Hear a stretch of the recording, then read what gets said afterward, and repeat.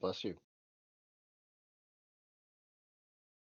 Also, I don't know if anyone's joined us in chat just yet since we went live. Hello, if anyone is here and can hear me.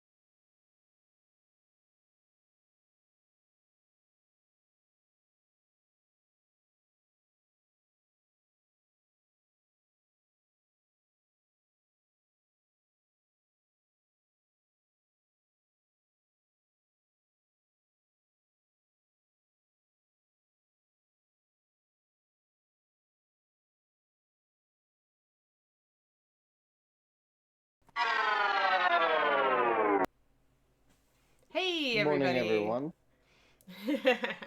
Well, that was serendipitous. Yeah, that was just weird. I don't know. It's gonna be a weird day. Happy Cinco de Mayo, everyone. I hope you're well stocked with Corona and Mexican food for this evening. You know what's really a shame, man? I woke up this morning and I thought, man, Mexican food could be really good tonight. Maybe we'll order from the local place. And then I literally realized that there's one day a year where these poor people are probably going to be slammed that I have to order now. Yes. And it would be Cinco de Mayo. It's just weird how that works.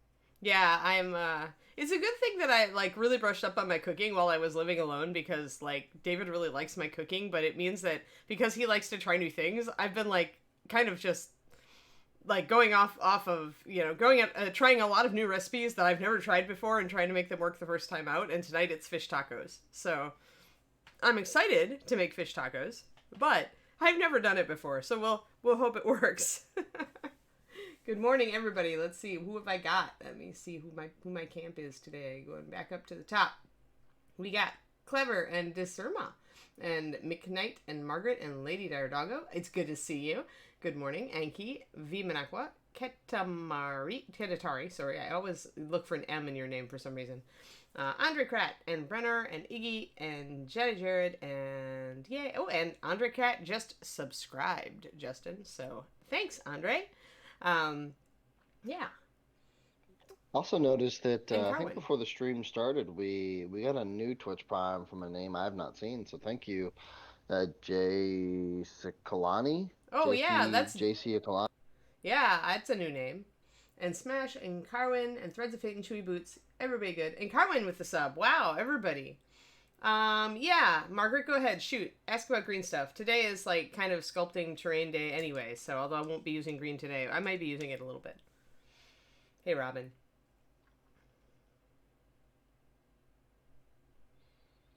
But yeah, go ahead and ask your green stuff question, and we will tackle it as well as we can. And I'm lower down today. I've shrunk everybody because I'm using David's kneeling chair. Um, when gap filling, what's the minimum amount of time I should wait before painting over the green stuff? I would say give it a good hour, Margaret. And if you can put it like if you have a light that is a little bit warmer that gives off a slight bit of heat, heat will make it cure slightly faster. So I would put it, under a warm light, not a hot light. Don't get it really close to a light because it will scorch it. But if you have a light, we actually are lucky enough to have a green oven, which is pretty much a coffee can with a little hole cut in it with a light bulb in the top, which is a gentle heat. If that's what you're looking for. If you want it to cure slightly faster. But otherwise, if you put it in the sun, or maybe if you put it make it a little tinfoil hat and put it in the sun, that might be good too. I don't think that would get too hot. But yeah, otherwise, normal curing hour and a half for full cure, I want to say, just to be safe. Hello, Zero. Brunch and stream time, lunch and stream time, dinner and stream time. No problem. Yeah, for me, it's like half of my breakfast got eaten, and it's stream time. So it's one of those mornings. But hopefully, and there may be another queue emergency today. We'll have to see how my dog does. Currently, she is crashed out, but she did not do her second poop this morning. She is just trying me lately.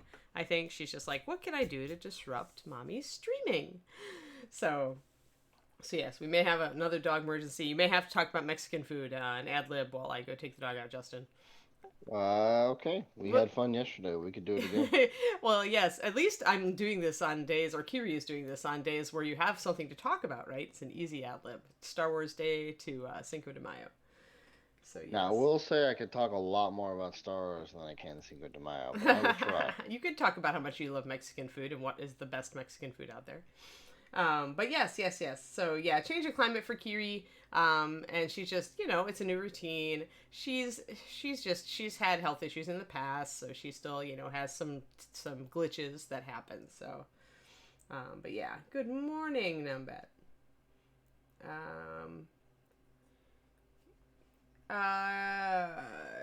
Kitmatari polymer clay. Well, polymer clay you've got to bake. So that's different, right? Once the polymer clay is baked and cooled, you can paint over it, no problem. I do find that things like Fimo and Super Sculpey are better to paint over than Sculpey. Sculpey turns really rubbery, and I found I never got a really good, it makes the paint a little shiny in my experience, just kind of weird. But I mean, if you're doing a mixture of green stuff and polymer clay, then it's going to be the same thing. Once the green is cured, your polymer clay should also be cured. But yeah, Cinco de Star Wars. Yeah, right. But yeah. Viva Aqua. You risk the danger of Human Aqua. Good. I don't know. I mean, it's Cinco de Mayo. I'm looking forward to making my fish tacos tonight because it'll be something new, and I'm going to make my own adobo sauce, and that'll be fun too. So that'll be, the evening will be fun, but I still feel like I'm just lagging a little bit today. Like I'm a little bit off kilter, like when you're trying to have the perfect morning and sometimes you just nail it and sometimes you're just a little bit glitchy. And this morning was a little bit glitchy. But that's okay. It is what it is. And I have to make a grocery store run after this so that I can get some of the ingredients for my fish tacos. But yes, excellent. So let's switch over. We're going to do fun stuff today. So you guys remember, maybe, hold on. I've got a bit there. You guys remember this chick whose staff is like full of green stuff or poster putty and wants to come off all the time. So we have our Frost Giant that I'm working on as a personal project, and this is the resin copy of the Frost Giant Queen. And on previous streams, we covered some of the work that I did on the base. Margarita cupcakes with an extra tequila, totally by accident. Oh, I had a banana bread disaster last night, you guys. I gotta tell you about my banana bread disaster. But yes, otherwise, good morning, Miss Imp. Good morning, Sentimental. It's good to see you, and Janky. So yeah, I made banana bread last night, but I was working, because I've switched some stuff up in my diet, I was working with a new gluten-free flour blend, and I think I just got the moisture levels off wrong, which you can do with gluten-free baking. It's really easy because the flour is not as absorbent. So it ended up more like banana pudding in loaf form. It tastes awesome, but it is so full of moisture. It's ridiculous. It's like you could probably put it in a blender and end up with a really awesome banana pudding. So it's banana bread pudding. Accidentally. Maybe I should try to do that on purpose. But yeah, so you have to laugh when you're doing gluten-free and low-carb baking or making anything, because it's always an adventure when you switch something up and try to make it work. Hola. Yeah, soy-based banana bread. Yeah, you can just, you never know, like you're trying a new flour blend and you're not sure. And when you're using almond flour, that brings its own moisture and you forget and, and all that kind of thing. Yeah, but banana bread pudding does sound amazing, doesn't it, Margaret? Well, this loaf barely holds together. Like, we're gonna have to slice it and put it probably under the broiler to toast it, because there's no way you're gonna get it out of a toaster intact. It's just that mushy and fragile. But it tastes amazing. So maybe I do have to look up bread pudding and then adapt my banana bread recipe and make a banana bread pudding. Sample baking, yeah. Well, David loves banana bread, and like, the texture is way too mushy for him, but he does agree that it tastes amazing. So that's a win. As long as he'll eat it. He's like, no, we're gonna eat this. I was like, because I'm like, I could throw out half of it. He's like, no way. So that was good. Yeah, exactly. So even if it was a pudding, it was still tasty, and that's the win. As long as it's still edible and tasty, I'll take the lack of loaf structure and the sogginess. But yeah, so not too bad, not too bad. So all right, back to what we're doing. So on previous streams, I'll use my TV voice. We talked about using cork to build up some structure. We laid in some tile and did some texture grouting. We added some grout to our structure, and we showed how we're gonna do some green stuff to add texture to the stones. Then I was working on backdrops, as you guys can see. So I was using cork, and what this is, because you want to give it some structure if you're going to use cork. Using cork for big structures can work, but you want to back it with plastic card. So this is a fairly thick plastic card. My camera is saying, whoa, you're doing stuff. I want to guess it's at least 1.5 millimeters, 2 millimeters thick. I'm going to guess it's almost 2 millimeters thick. So this is the thickest plastic card that I have, I think. But you want something that's going to be thick enough to stand up and to not move or bend. I could bend this probably. It's still a little flexible, but I also needed something that I could cut into precisely. So I no doubt I might have a thicker piece of plastic card, but it would have taken me forever to cut this shape out of it with a hobby knife. So this is what we ended up doing. And then this little bit is an extra piece of cork that I just put on and then crumbled to create more of a crumbled edge because I wanted that. And then this piece up top is the archway is a separate piece. And I pretty much, let me see if I still have my arch. Yeah.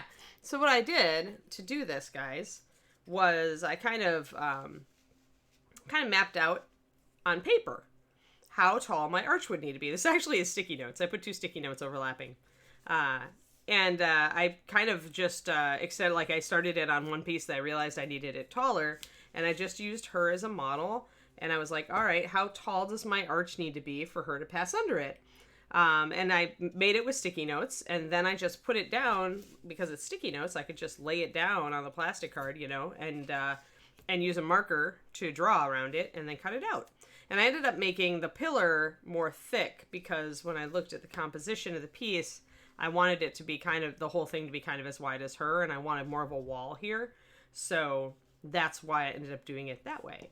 But so that's a sneaky trick, just use a little paper cutout, make your little paper doll, and use it to see, to play around with the shape of the thing that you're using for your backdrop or with architectural things. And then just pretty much, apply it and cut it out. Oh, let's see here.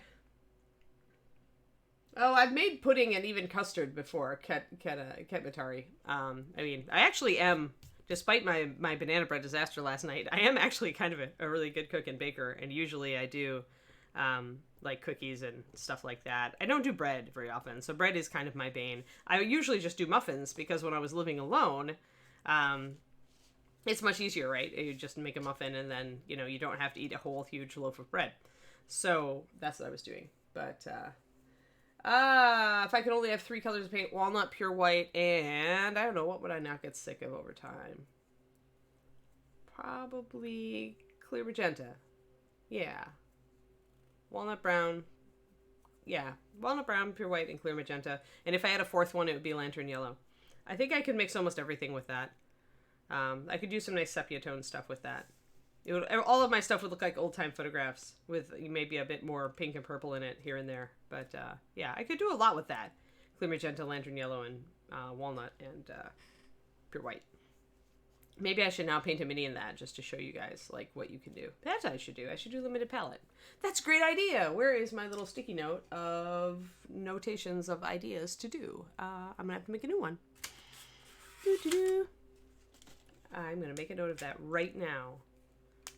Limited palette, and I'll use just those colors. Totally means no blues, but you can actually make a muted green with it. Walnut. Pure white, clear magenta, and lantern yellow.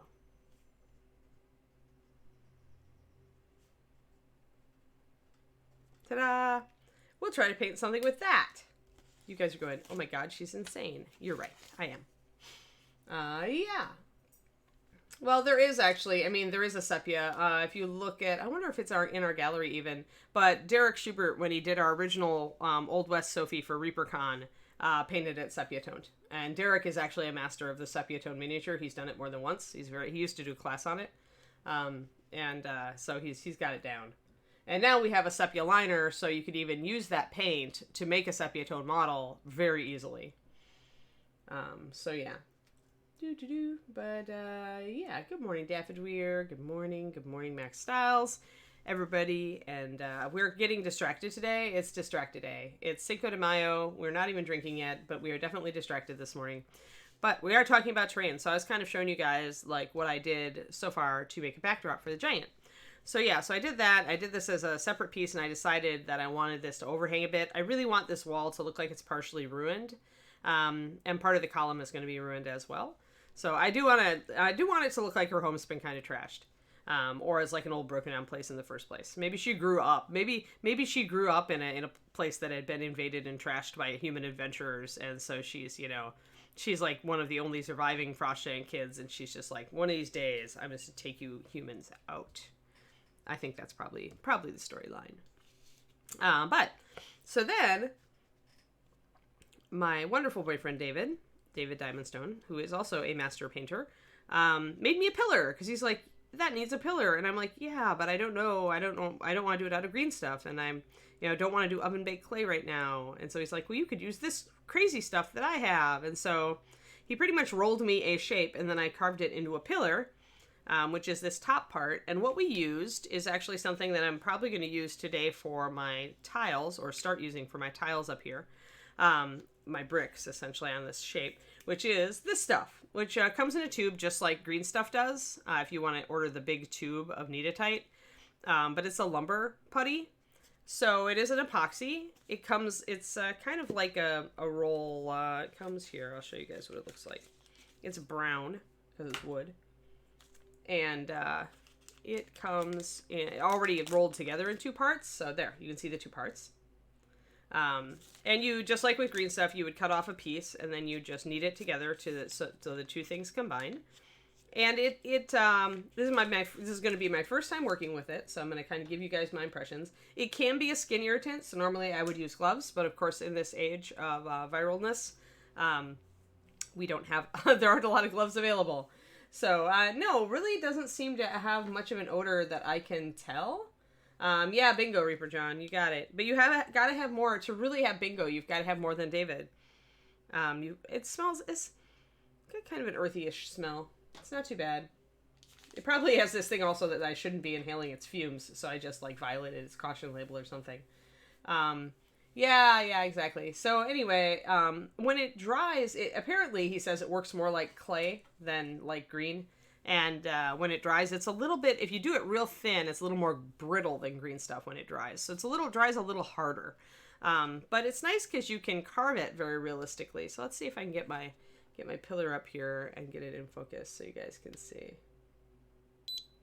Yeah, there you go.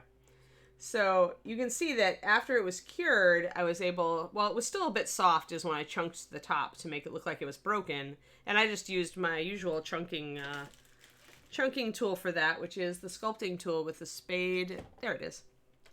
The sculpting tool with the spade tip, which I really enjoy using for this sort of thing. It's not too sharp, but you can still use it to gouge and chunk things out. And since it's steel, you're not going to hurt it really, and it's going to go, it's going to be able to claw away at various things. Then I used, what did I do? I think I used my hobby knife to do the crack. So pretty much I used a pencil to trace the line I wanted. And then I came along with my hobby knife and I very carefully carved and slowly carved around the shape. And I used the tip to kind of gouge out little bits of it here and there to make some chips that had fallen away and stuff like that. And I made my my crack go all around the pillar, even though you won't see. Oh yeah, who asked about the camera? High quality video, the document cameras are the only way to go as far as I'm concerned. Kickiness and Kildenus? It's really hard to, yeah, I think it's Kildenus. It's really hard to read your name when it's in the light blue, which you can't control. So, you know, it is what it is. But yeah, it is IPEVO, it is document cam, it is turquoise. You can kind of see its little head up here. I think it's the VZX or something like that. There are various types. Some of them need to be plugged in. Some have Wi-Fi. You know, some have an HDMI cable attachment, stuff like that. And they will vary in price depending on what it's got. But they're not cheap. I used Patreon money to afford mine. It's about $300, but it was the best investment I ever made as far as streaming went, because as you can see, it gets very high res. So it's the only camera that I tried that could really show my brush strokes when I was painting. And that's what I wanted, because I do a lot of really fine stuff and subtle stuff, and I needed that kind of resolution. So far it's held up really well. I got it because a lot of teachers recommended it and said that they could use it pretty much all day in their classes and it wouldn't have a meltdown.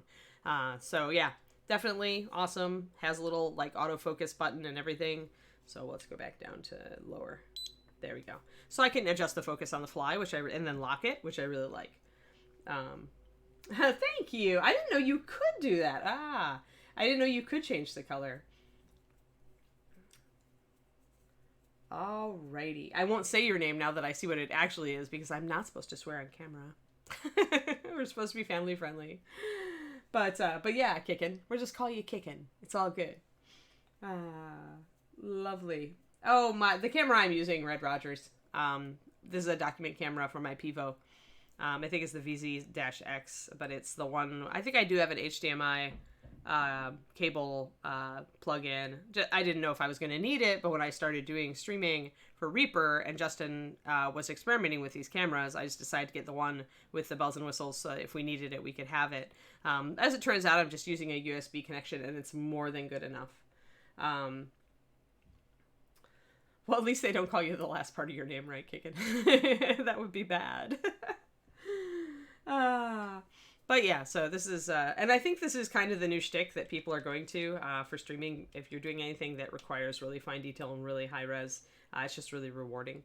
So, all right. So then after we got our pillar together, and I also cut it off flat on the bottom with my hobby knife, you can use sandpaper to sand it down. Also, I was making it this little cork base, but it wasn't going up quite high enough, and I realized that I had just a found object that would work. I have one of these little plastic kind of thingies, and I was like, wait, that's the perfect size.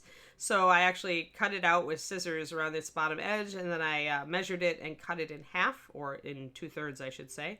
And it made a great base for my pillar. It's a little soft, but since I was planning on gluing my pillar to the backdrop here, it didn't matter, right? So it didn't matter that it was soft, because once I glue this down, the plastic's going to be stuck in place at exactly the angle that I wanted. And it gave me a nice little pre-shaped, perfectly shaped stone plinth to put my pillar on. So I was very happy about that. So use found objects. Like, keep your eyes open for little things. Like Home Depot is a great place for this. Unfortunately, it will hit your wallet pretty hard.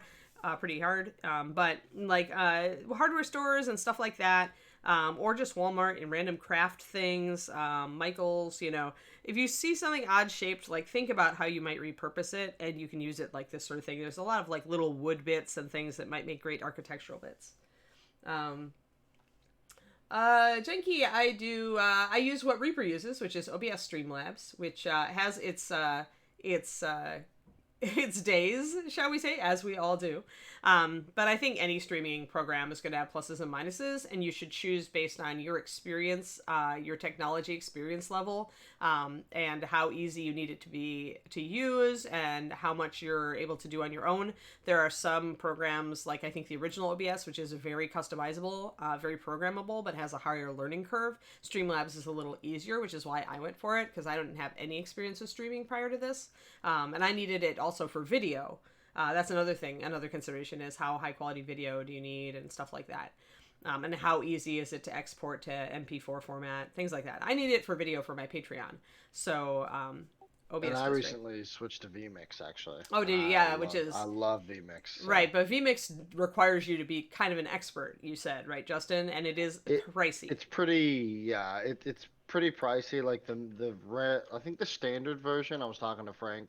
The standard version you can actually get for $60, but to get to like the medium or even the professional version, it costs like $1,000 for the software. Right, because so it's pretty expensive. But it's incredibly robust and fantastic software. But it's definitely not something I can suggest for someone who's just starting out. Right. So maybe get your chops wet doing that. Doing the OBS or whatever. If you have a lot of experience, programming experience and stuff, and already have like streaming experience, you may be able to go in for the one that Justin likes. But yeah, so the other thing I did was to make a little circlet to sit on the bottom of my column. I just measured it and cut it out of plastic card. That's where you can see the little Sharpie mark where I went around and traced it. And then I decided I needed a little more height, so I went for a little cork circlet. So the height that I was looking for really was the height where this crumbling wall thing it would appear that the same thing that crumbled the column here maybe impacted the wall. So I wanted that height specifically. I didn't want the bottom of the broken column to be near these perfect walls on either side. I wanted it to be closer to the kind of crumbly part of the wall so that I could suggest damage up here. I think I'm going to suggest also a broken pillar top up here, and I'm still thinking about what I want to do up here. I thought about actually putting a flat beveled area up here like it used to be, like a mural or a carving, like a frieze or something. So I'm thinking about that, about a relief. I wouldn't actually sculpt the relief carving, but I would paint it that way.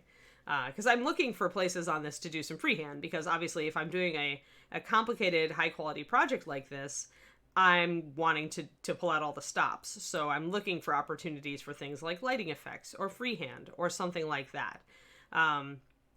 So that's why I made the choices that I did. So one thing that I actually need to keep in mind when I'm doing bricks behind this on this wall is that I've got a pillar here, and I don't necessarily want to put bricks behind the pillar where it's attached to the wall, because then it's just going to make it wobbly and make it stand back away from the wall. So, and right now the pillar actually has a slightly flat side, which makes it very easy to glue on.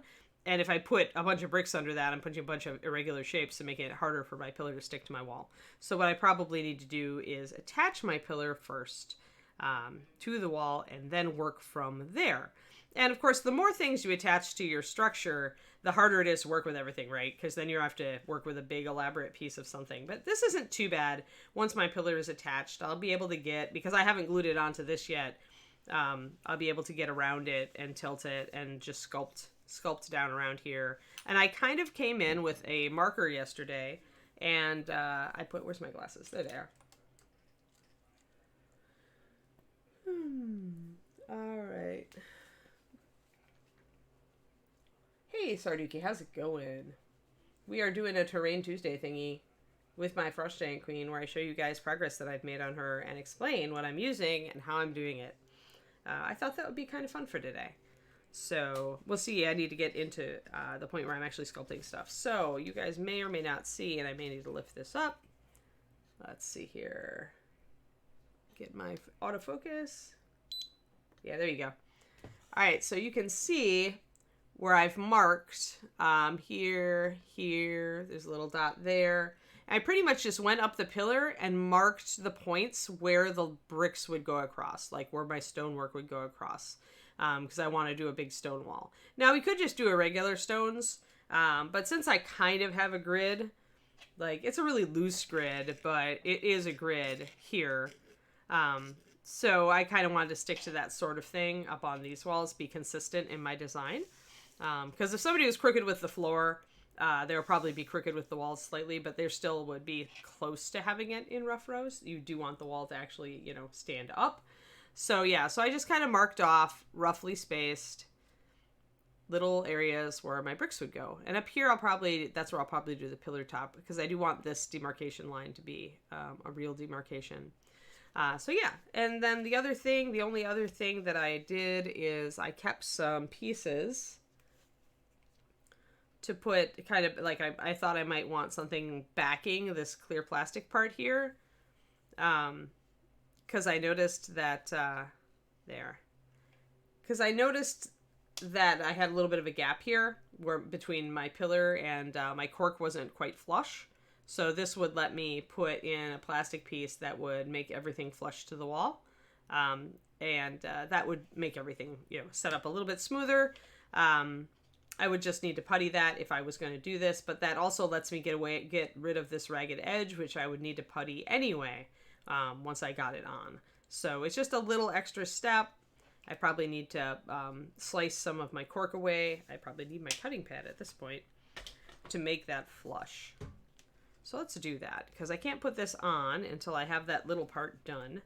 And the other thing I saved, when you're slicing away cork pieces, like when you're slicing shapes into it like this, keep all your little fragments, because what I can do now is I can take this piece, which already has a flat edge, and I can attach it up here and then crumble it away to make this more irregular, right? I could put it there, I could put it here, I could put it, you know, I could put it a little bit over there, whatever is the most pleasing composition I could do to make it look like the wall keeps going up, right? So it's not just ending on a flat shape, it's got a more organic look and more interesting.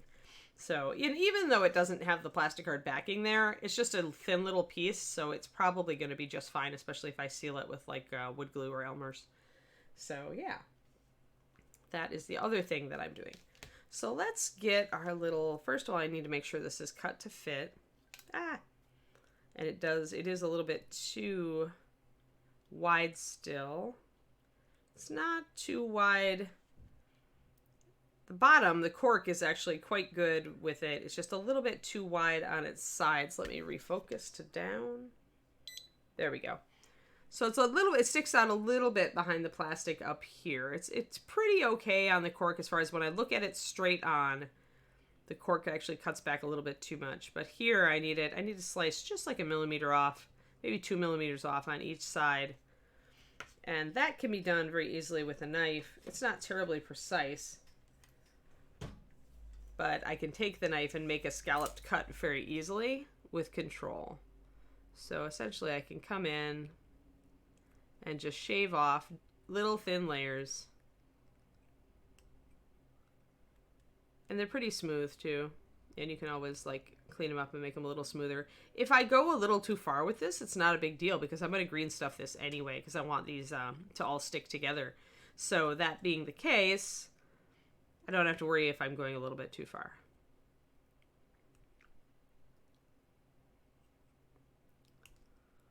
And every few slices, we can kind of check it and see how we're going. So like this, because this sort of big base, as you can see, takes a bit of time. If it were doing something just like a swampy or foresty base with a dinosaur on it, it might be a lot faster to put together. Yeah, I still need a little bit more, and I need to cut it down a little bit. So that needs to go down a little bit. Because obviously then you'd be using a lot of like things like found bark and stuff. This is, because it is a kind of a humanoid made setting, there's a lot more opportunity for detail, but that means it takes a lot longer to put together to make all of these little details that work. And I haven't even gotten really titchy with it yet. So when you are doing one of these things, do be aware it takes time, but it also is kind of fun.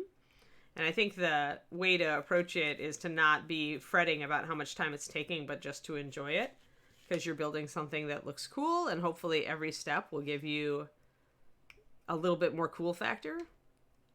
And if it ever doesn't, then you should question whether that step needs to be a thing. All right, that's getting really close now. When I look at it top down, I can barely see the white on either side. I think I might go with that. I just need to trim that very top part. Boom. There. So, Inara Paints and Valandar and everybody. I need a finger protector? No, Sarduki, actually, my knife is really dull. Okay, so this is the deal. Like, actually, I usually have, like, little tiny cuts in my thumb. But I keep my knives dull on purpose. Mostly because I'm using them for things like scraping mold lines. I'm usually not using them for cutting things, like cutting out this Exacta card. I did switch to a fresh blade when I did the plastic card. But otherwise I keep it dull because I know my propensity for cutting my thumb. So, and most of the time I'm just like, doing things like burnishing or just doing getting a mold line going where you don't need much pressure or even to use the sharp edge. So yeah, don't worry, for things that I can use a saw or scissors for, I do. I'm gonna get all my little curly cues away. Finally got a trash can for under my desk so that I have somewhere to put all this stuff. I have CA glue, yeah, several different kinds. Yeah, I totally have scars from improper knife usage. My worst moment was when I sliced deep into my thumb. Let's see if I can still find the scar. Yeah. Sliced into my thumb. I can still see the line. When I was trying to, and there's another one. That's a really good one actually. But I was living at home at the time, and I was on my mom's newly upholstered couch because this stuff never happens when you're somewhere expendable. And I was trying to cut the wing membranes out of a Balrog model from Games Workshop, and I was watching Fellowship with Rings while I was doing it. So of course the knife slipped, and then I'm sitting here holding my arm up above my head, trying not to bleed all over Mom's brand new upholstered couch. It is like 11 because I was working later shifts, and my parents go to bed at 10, so I was downstairs like quietly watching Lord of the Rings and getting some work in. So yeah, that was my favorite, most bloody incident probably. Yeah, so. But yeah, it's definitely a thing, right? All right, so let's see here. So I want to glue two things. I want to glue my circle onto the bottom of this, and I want to glue my backboard, so to speak, onto that. And then I will need to fill, and that actually, looking at it, I'm sizing it up. I'm kind of dry fitting it, and it looks pretty good. I think this is going to work. She says, famous last words. And I think I do want to have that on top of, I do want to have this part on the bottom, and I do want to have this sitting on top of it. But I do notice my cork is a little bit uneven here, so I do need to take my cutting thing and just slice a little bit of it so I can get it a little more up and down. We used to have a saying when Golden Demons were a thing, which was GW's national painting competition, and now they're back, so we have that saying again. But the rumor was that you could not win an actual demon unless you bled on the model. Oh, yes. Ooh, 2 stitches, D. Clearman. Well done. Well done. Did you get an achievement for that? Oh, owie, Miss Imp. That sounds like it hurts so badly. Reaper John. Drummel. Oh, this already sounds bad. Went to put the Dremel and jabbed it right into your thigh. Ow! Ow. Ow, ow, ow. Oh, gosh. And McBalance torches. No. I took metal crafting in college, and it was my most terrifying class because I am just the kind of person to get slightly distracted and burn my finger off, right? Totally. So I was paranoid and like terrified through that entire class. I only got comfortable with the torch during the last 2 weeks of the class, pretty much. So I'm going to use the knife to just gently shave off some cork here. Trying to keep it more or less flat, but again, I'm going to apply green stuff, so it doesn't have to be perfect. It just needs to fit a little bit better. Anything can be fixed with green stuff. Make it a little more flat. All right, let's see how that fits. So this is kind of fun because it's like building with Legos that you make yourself. All right, I think actually that is, if I look at it on the bottom, it's still a little wobbly, but I have gel super glue, so I have no fear. And the one side is very flush. I've just got a gap on the bottom there. So I can deal with that, I think. It does fit a lot more flush. It's a lot more flush with the back of the pillar. So I think I'm ready to glue down this part. We will do this. We'll get some gel super glue.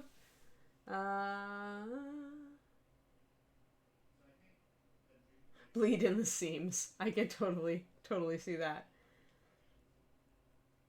Owie, Threads of Fate. That's a super owie. Normal morning. Oh, I can't do that, Valandar. Man, I used to work third shift and it wrecked me. Like, I thought I was doing okay with it until I got off of third shift, and then all of my friends were like, thank God you were so grouchy when you were on third shift, and I never even realized it, right? You're in the middle of it. You don't realize how your behavior has changed, but all your friends can tell. So I am not a third shift person. Oh no, Valandar. No losing thumbs. That's just bad. Oh no. Ow. Yeah, some people are bad. It's like, well, you were dumb, and it's like Darwinism. I don't know. I feel bad for people, but sometimes people bring it upon themselves. So I'm just going to put a line. I'm using the Loctite Ultra Gel because I want to be able to really control the glue and not get it where I don't want it. And I also want it to gap fill a little bit. So I am going to put it like all in these. There we go. Put nice beads all on the cork here. And near the bottom and the top. And then I'm going to put a little bit on the underside of the column up here because I do want it to kind of stick up there. And the nice thing about the Ultra Gel Control is it's so thick it stays exactly where you put it. So I must admit that I wasn't a fan of Loctite glues before. For a lot of stuff I prefer Zap-A-Gap, but the Ultra Gel I do like for this reason, that it can be very precise. It's also thick, so it's not going to cure instantly. I can kind of slide my plastic around to get it exactly as I want it. Kind of check it from the front to make sure that I've got my, I can't really see the edges. I'm a little bit wide on this side, so I'm going to slide it a little bit. Oh, but it's starting to stick now. I'm getting, my wiggle room is evaporating. No, I must adjust it quickly. So I think we're good right about there. I'm a little off kilter down here. There, I think that's going to work. That looks right about perfect. All right, cool. And it's even at the bottom. Sweet. All right.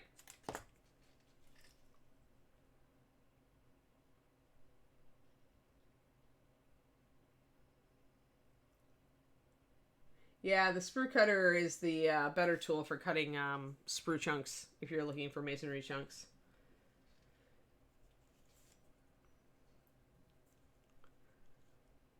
Boink. All right, now I'm going to kind of look at this and line this up with my little bit. Ed would be so much better at this because Ed is like a pro and I'm just an aspiring amateur. That's why Ed was originally the one to do Terrain Tuesday. Like, no way could I build a trebuchet. Like, not even. So I think I'm going to go with that, and it should work. And I'm intending to green stuff the front of the pillar here where the cork is all irregular. But I'm going to do it kind of minimally because I want the pillar to look like it's crumbling. So I want to add some of those elements to it. The more little details you can add when you're doing something like this, the better. The less you add, the more tossed together your base will look, and the less engaging. So when you see potential to do some cool detail, do it. It was also suggested that I putty this and then paint it with like a carved effect, which I might do. Well, I don't know. I don't know if I want to go there with that. I'd almost rather... The thing is that if I put any like super fine detail down here at the bottom, it's going to draw the eye. And I would rather have the eye drawn up into the upper part around her face. So I probably won't do any really fine sculpting or painting detail on the bottom of this pillar that isn't just cracks or, you know, randomness. I don't want it to be overwhelming and draw the eye down. So, yeah. Yeah. 20 years ago was about when I destroyed my, got my thumb cut too. I guess 18 years ago was when I had my Balrog incident, as I call it. All right, guess that's pretty well placed, so I'm going to glue this in. Then I can put it down on the pillar. Then we can play with some wood putty. So let's see here. And I think I want to put a nice line right at the back. The other advantage of using this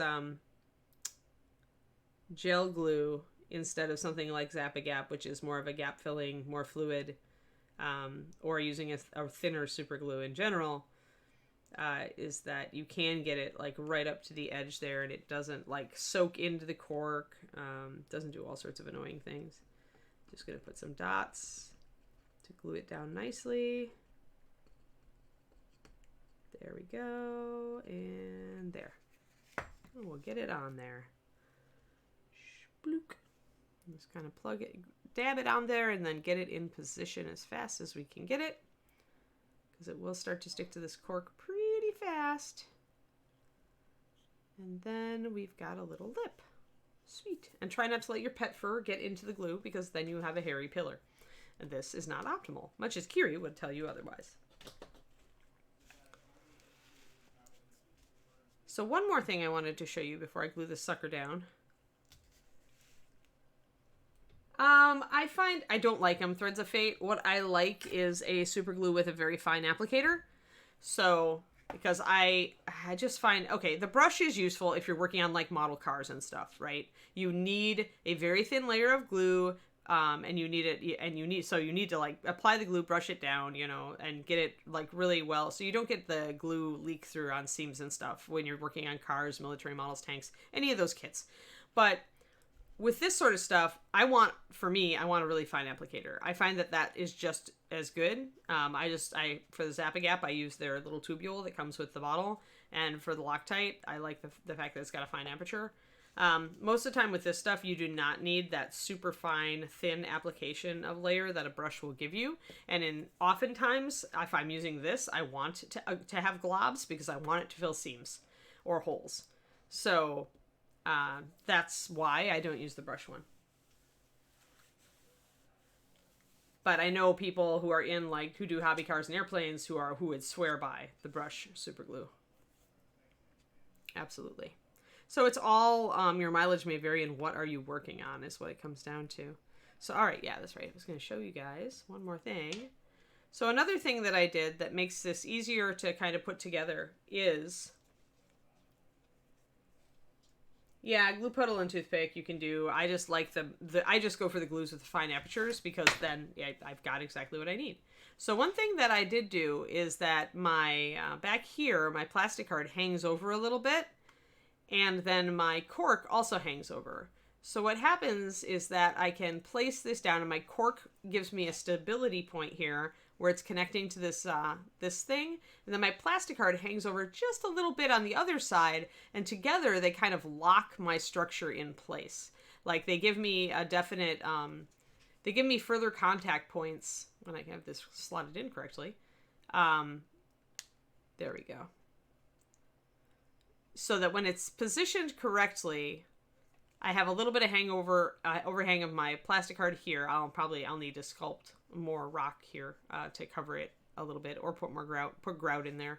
But this slots in, that slots in, and the back will actually hold itself in place if I stand it up, no problem. So that lets me judge my composition and have my piece be a little bit more stable than just trying to lean a flat thing up against a flat thing. And get my pillar in place, kind of figure out where I want it, you know. I definitely want it irregular, so that's kind of cool. And I will lean it back up a little bit against this when I glue it. And then, you know, I can judge from the top composition here to see how much of the base she fills up. I did decide to put her, oh, wrong way. Boop-a-doop-a-doop. There, much better. I was like, haha, wrong side. There we go. Same thing happens, though. Still have overhang. Doop. So, adding the pillar, as you can see, really filled up the base. When I tried this with her on the diagonal, like I originally decided, it was not nearly as nice of a viewing angle. It wasn't as dynamic and cool. Whereas when I faced her to the side here, I still get the detail of that side being open, but she fits better on the base. And she looks better on the base, so you can see how that all fits together there. I still have some open space here, but I can do some broken column bits over here, since I had a broken column, should I want to, or do some other detail here. But it definitely is more of a, let me see, can I get her? Yeah. So it's a much better angle for her as far as putting interesting things up behind her, because that's part of the point of doing a backdrop, is you're trying to add visual interest and vertical composition. And so I wanted that taller backdrop to show up well. I wanted that doorway to be suggested behind her. I wanted there to be open space around her head, which now there is. Whereas if I'm doing a diagonal, it really isn't an interesting shape. It kind of all just gloms together, and you don't see the column at all. And that's like, wasn't ideal for me. So I did decide not to put her on the base diagonal and to put her on the base facing forward. This works still because... Oh, looking. Good morning. Yeah, still morning in Seattle, still morning in San Francisco as well. So, yeah, okay. So then it's still good that I have this irregular edge here and the rock, right? Because it still helps kind of carry things. What I'll have to probably do is add something down here, just a little bit more of stone finish, just to make sure that it all ties together. But I may do that with green stuff instead of with a lot of cork, or I may use a thinner cork. And it falls over. The nice thing about the fact that this has a plastic card backing is it will not break. There we are. So I may add some more detail here, or I may do something else entirely. I haven't really decided. I mean, everything looks like it's crumbling out here.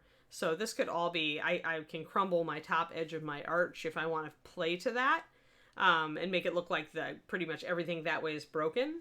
In which case the stone on that side fits in just perfectly, as if the floor has fallen away. And then this side could be still the more constructed side, and we could do something else over here. So I'm still thinking. And I mean, this is fair. You don't have to, I mean, a lot of people will plan every stage as they go, but I think it's more fun to do it in stages where I'm just kind of like, and how does this work? And how does that work? And oh, this is a neat piece. Let's use this. So I like more the discovery thing, where I'm kind of discovering it at the same time as everybody else is, where I don't quite know where I'm going yet, but I can stay open to awesome new ideas. I don't like getting married to an idea and then, kind of not liking it at all when I get into it. So I want to stay open to new stuff. There she falls off again. I have a little bit of poster putty on the bottom of her, but not quite. Not a lot. I just wanted to check position. Oh boy. Yeah, you want to be able to see her face in our... I mean, I could have seen her face either way. Like, either side is great, but this frames her so much better in the archway. So it naturally draws your attention to her face because you've got that negative space behind there. And I'm going to do something up here to draw a little bit of attention too. So this is just better composition. You're using open space around the figure to suggest depth, and you've got an interesting backdrop with details that are interesting that help tell the story. So that's what you're looking for with bases in general. If I had gone with a short, if I just did the column and kept the pillar, just decided to do a corner pillar to suggest that she's in a castle, then it's still okay, but it's not as interesting, right? It's not nearly as interesting. It's much more, you're pulling the piece down toward the ground at that point, and you don't have all that verticality creating visual interest. So that's, this isn't a bad base, but this is going to be a much better base. It just is, then it really gives you more of a sense of place, right? And with big basing, that's what you're trying to do. You're trying to say, you're trying to give it a sense of place, that you are in a specific place, not just any place, but in a very specific location that has something to do with your model. So that's why more details on the base is better than fewer details on the base. Is you can get that generic base where you're just in a grassy field, or you can, do the base where you're in the grassy field that has the stone head, and the fallen columns and some interesting tiles with carving on them. It's all the difference in the world if you're trying to tell a story. So, especially applicable for dioramas, but if you're doing a big base like this, you're essentially doing a single figure diorama. So, Yes, indeedy. Let's see here. Just catching up on you guys. You're talking about all sorts of other stuff. Excellent. All right. Well, we're almost to an hour. I can at least glue this down onto my thing. We may not get to the putty today. We may have been me talking about all of the stuff that I was doing and kind of demonstrating composition values to you guys. So I guess that's okay. It was still fun. It was still about terrain. Because you would use all these principles in making interesting terrain pieces too, is open space and then clumps of detail and stuff like that. So, all right. So let's see. Am I in a position where I feel confident about... I want to make sure my positioning is correct with my column. Yeah, it's going to be bottom of that. It's going to be right about there. I want to kind of put it upright. Check my position with my base.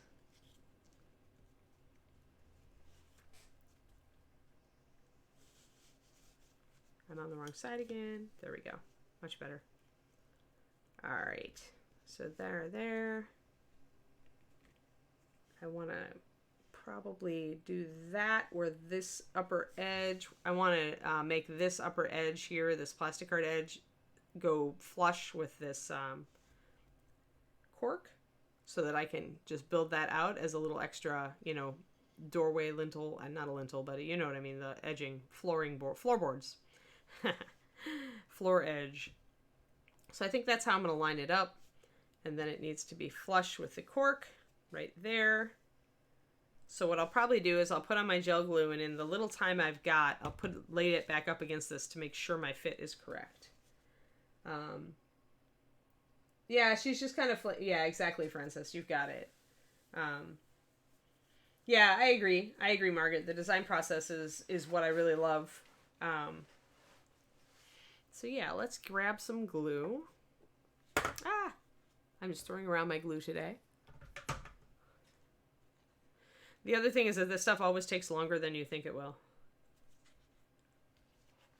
Alrighty. So I'm going to put the glue down on my plastic card and on the back of my column. And there's no going back now. Once we attach this sucker, it's down. I mean, I could break it, but I'd be risking things for sure. All right. Don't get afraid. Don't wait for your glue to dry. Place it about where you want it. Line it up. Put it in place to make sure it locks where you want it. And then press it up to where you want it. And then hold it in place for a bit. Just a little bit, because as you saw it is really, it does set very fast. And that should work. And then we take that away and hold it. Bye, Robin.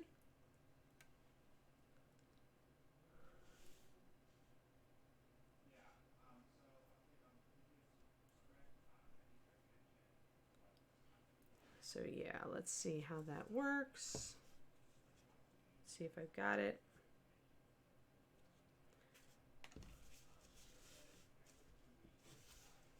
My column is there. I need a little bit of fill for my bottom part of my plastic card here, but I can do that with green to work it. I've got my crumbly edge aligned with my crumbly edge up of the cork, so that's good. Excellent. I'll probably put a little bit more cork over here, some up there. Now that I've got it all glued down, I can tweak it, and she should still be...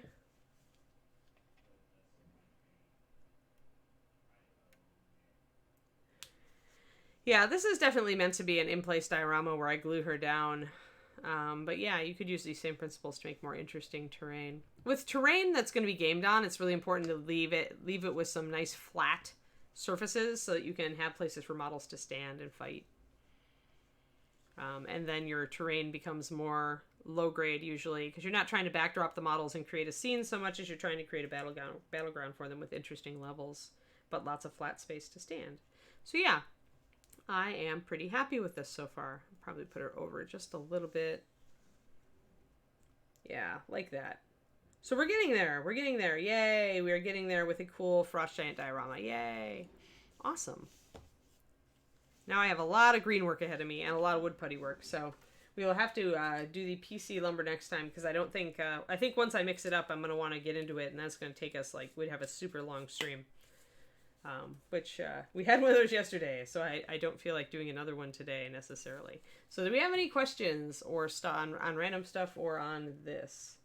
As far as it goes, a lot of you guys have probably already tried to do scenic bases for your own pieces, so. And you can ask questions about different sorts of scenic bases too, like what materials I would use for various types of different non castle bases. But yeah, so far I'm pretty happy with this. You can see the overhang of my tiles here, and I've got a green, all this stuff. I've got a lot of little gappiness and things to fix here, but everything is coming together, and I'm pretty happy with it. Gotta make sure I've got everything flush. Yeah. All right. It looks like everybody's pretty quiet today, Justin. Yeah, like I think they're taking in the terrain knowledge. Terrain knowledge. Yay! When am I going to paint the giantess? Not until I've got the base fully assembled, I think, in Ara. When I'm doing prep work or preparation work or anything like this, what I'm also doing at the same time is kind of thinking about what color scheme do I want? What lighting do I want? What color, how am I going to tackle her and all that sort of thing. I'm also probably not going to paint the giantess on stream. I was planning on doing several features on her for my Patreon. Because on stream is just, I can paint stuff that on stream, but I can't paint to my highest level on stream. There's just a lot of interruptions, a lot of distractions, and so if I want her to be really good, I cannot paint her on the stream. I might be able to do some things when I'm blocking in stuff, but I'm more likely to be doing her elsewhere. So you guys will maybe see in progress shots if I bring her over to visit. But for the most part, the base is easy to do on stream until I get it to a certain level. But the giantess, I think, will have to be done off stream. So that is not for a while, not until I have all this set. Because then, essentially, I'm trying to follow good advice that was given to me, where you should paint the base at the same time as you're painting the figure, because you're using color... Yep. You paint the base at the same time as you paint the figure so that you can make the color composition work together. So for that, I have to have the base done. Patreon is patreon.com/paintingbig. And yeah, it is really good for that because I can do more focused work for the stuff I do on the Patreon. And I also do PDFs, which I cannot do on stream. So it's awesome. And thank you so much to you guys who have already subscribed to me on the Patreon. It is my main source of income, and I appreciate you more than I could possibly say. But yeah, I'm not going to do Sepia tomorrow. I was going to go back and continue with Ms. Frost Giant, her color composition parts, because we were going to do her hair and her fur, maybe her jewelry here, and continue working down to show you how I would choose colors that make everything stand out, because we haven't done the metallics around the edges of these shields or anything yet. I was sad that I didn't get as far on her yesterday as I wanted, even with our giant mega stream, because of our interruptions. I keep doing that. It's a good thing she's solid. But yeah, I got the limited palette thing down, and I wasn't going to do sepia. I was actually going to do my walnut, white, magenta, and lantern yellow. You know, somebody asked me what 3 paints I couldn't live without, but I had to put a 4th on there. So I could do a little limited palette thing and show you guys how much you can actually do with those 3 colors. But yeah, I'm not a sepia person. Like Derek has done it like to the moon. Like he's done it so well, and I have never done sepia. So I wouldn't want to do it for the first time on stream. I'd probably want to practice it first because it's very. I mean, it is just monochrome painting, but it also has like different tones to it, like different browns and yellows. And I think I know where I'd start with that, but I'd want to practice that. All right, Miss Ann. Well, I have a raid set up for us here. What are we going to raid? We are going to raid Zambies. Oh, okay, cool. I like Zambies. Yes. I do too. I like to raid her whenever we can. Pardon me. I am. I'm looking at Francis's comment. Yeah, yeah, No problem. absolutely. Materials are very, very useful, Francis. You are correct. All right, so Justin's setting up the raid, so I am going to pop over here and say bye, everybody. Thank you for tuning in. And we will be back tomorrow, and I'll probably go more on that frost giant because I'm actually kind of enjoying the progress on her, and I'd like to go more into showing you guys how to make all that different stuff like stand out next to each other and still make the colors work together, right? Which is kind of my expertise. So we'll do that probably tomorrow, and then we'll see from there. Maybe I'll go back and do the wood petty on Thursday. We do train Thursday too. We can alternate. It's frost giant week for sure, though, right? So all right. Yeah, Well, for sure. I have so many good ones because Bones 5 has so many good ones. I Um, completely agree, and yes. I have not seen a single complaint about frost giants. Yes, So, exactly. All right. so Thanks, thank you guys guys. very much. Yep. We'll Don't see you. forget Bye today, bye. 4 Oh, 4 yeah. p.m. Central Time, we have Michael. Proctor's show. Yes, we have Crow's Nest. Yes, I have to Correct. remember this time. I missed it last week and I was just kicking myself. So We yeah. got Bobby Jackson this week. So Woo! Who was our special guest last week? I didn't find out. it was Weeby, I believe. Oh, cool, cool. That's awesome. I'm so glad he's having special guests. All right, cool guys. All right, guys. Have fun. Well, thank you very much. Bye. We'll see you guys later. Keep being awesome. Don't forget.